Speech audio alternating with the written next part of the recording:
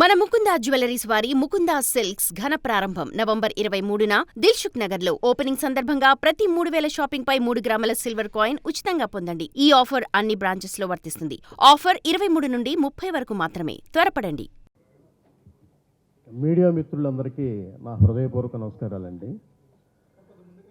ఈ విషయంలో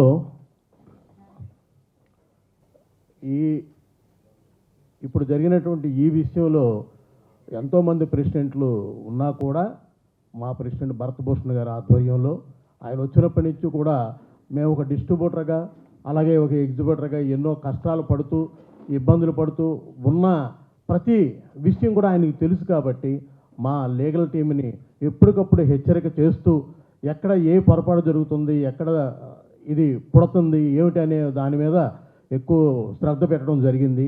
అలాగే ముందు మన ఇల్లుని చక్కదిద్దుకోవాలి, మన వాళ్ళని అభినందించుకోవాలి కాబట్టి మా మణేంద్ర అలాగే వాళ్ళ వెనకాలన్న 12 మంది టీవీకి కూడా మా ధన్యవాదాలు తెలియజేసుకుంటూ, ఇకపోతే పోలీస్ డిపార్ట్మెంట్లో ఉన్నటువంటి సివి ఆనంద్ గారు, సజ్జనార్ గారు, వారి వెనకాల ఉన్నటువంటి ఒక మహిళ పోలీస్ అధికారికి కూడా కృతజ్ఞతలు తెలియజేస్తున్నామండి. ఇందాక ఒక సోదరుడు అడిగారు 1000 రూపాయల టికెట్లు అమ్ముతున్నారు అని. 1000 రూపాయల టికెట్లు అమ్మే 6-7 సినిమాలేనండి. ఇకపోతే చిన్న సినిమాలని కూడా పైరసీ చేసేస్తుంటే మేము ఎలా బ్రతకాలి అనేది ఒక చిన్న ప్రొడ్యూసర్గా, ఒక డిస్ట్రిబ్యూటర్గా మేము బాధపడుతున్న రోజులు ఎన్నో ఉన్నాయి. ఈరోజు ఒక చిన్న ప్రొడ్యూసరు సినిమా రిలీజ్ చేస్తే ఒక 1000 టికెట్లు తెగినా కూడా కొంత డబ్బు షేర్గా మాకు 50% షేర్ వస్తుందండి. అలాంటి సినిమాలని కూడా పైరసీ చేసేసి మొదటి రోజునే తీసుకొచ్చేస్తే, అంటే నేను చెప్పే స్టేషన్కి 100 మంది 150 మంది సినిమా చూడాలనుకున్న ఈ ప్రేక్షకులు, సినిమా ఫ్యాన్స్, ఈ సినిమా ఫ్యాన్స్ ఐబొమ్మలో సినిమా ఉంది లేకపోతే ఇంకెక్కడో సినిమా ఉంది అది చూసేస్తున్నారు. అక్కడ వెళ్ళి 150 రూపాయలు 2 గంటల టైము, ఈ ట్రాఫిక్ ఇదంతా ఎందుకని. అదే అక్కడ రాలేదనుకోండి, ఆ 150 రూపాయలు 100 రూపాయలు పెట్టి థియేటర్లో టికెట్ కొంటారు, మాకు కొంత డబ్బులు రావడానికి అవకాశం వస్తుంది.